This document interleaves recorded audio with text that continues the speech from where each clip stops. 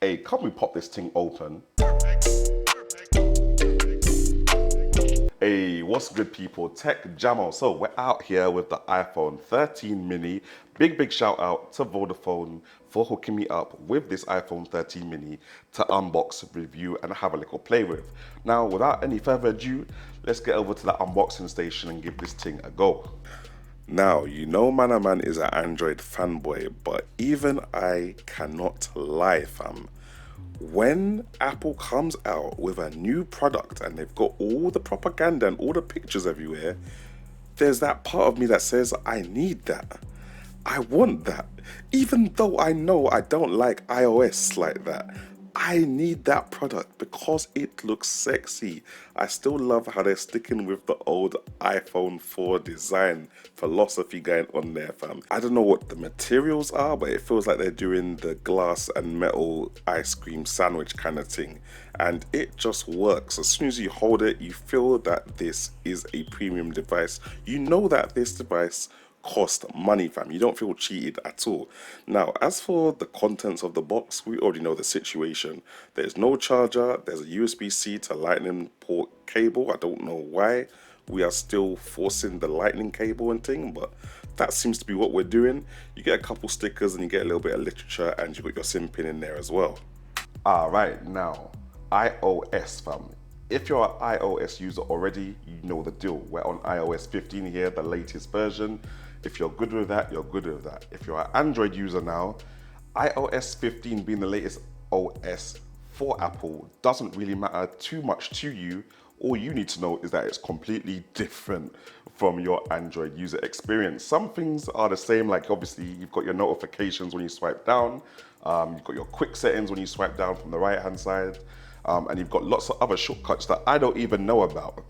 But yeah, it's okay. It does its job, but I don't know. I personally feel like it doesn't have the same level of customization that you can get from an Android OS. You understand? But then saying that, it still feels very snappy. I think we've got a 120 hertz refresh rate screen on here, and jumping into Instagram, Facebook, Twitter, and jumping out and multitasking and switching apps and all them things there, it feels snappy as a phone should do. Now, moving on to battery, do you know what? I wasn't really expecting a lot from this phone. Considering the size of the phone itself and the size of the battery, I was just expecting it to get you past your emails and certain calls, and then that's it, the battery's done out. However, it's been a pleasant surprise. Apple's software magic makes this battery stretch to places that I wouldn't even think it would reach.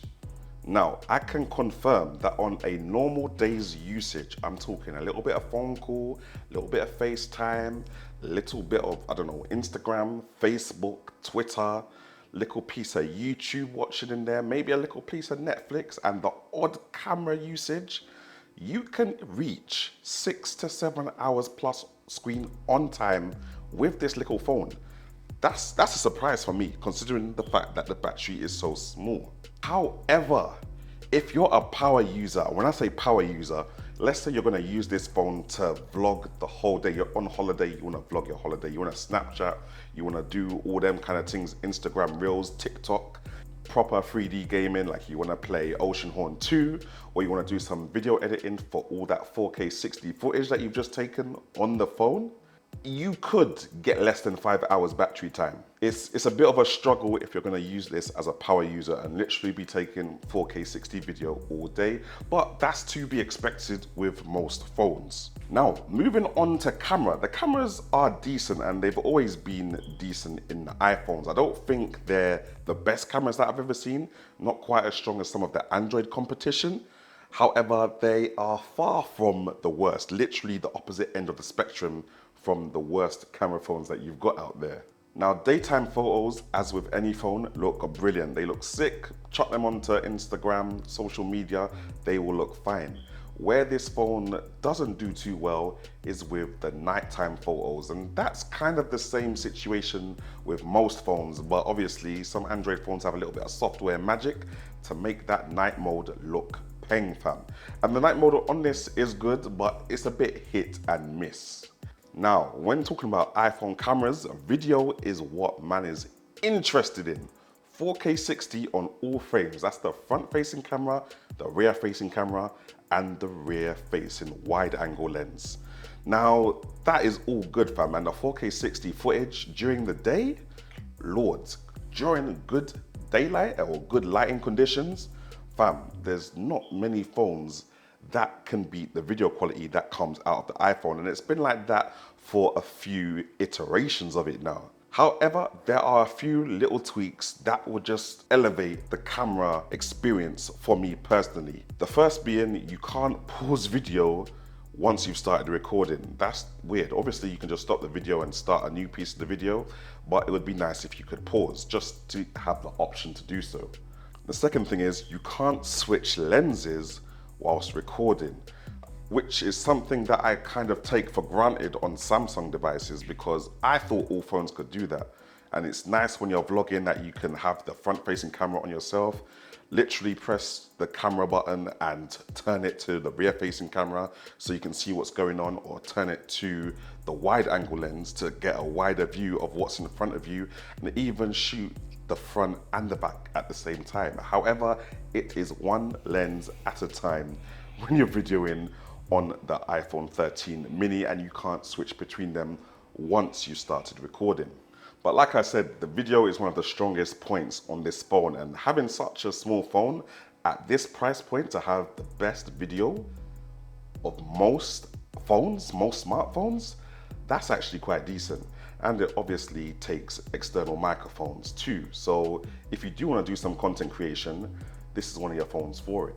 Now, gaming performance, you already know the deal. Gaming works nicely on the iPhone 13. I've tried it on the iPhone 13 Pro. The iPhone 13 mini is no slouch. And obviously it's at a much smaller size where it's easier to hold in your hands.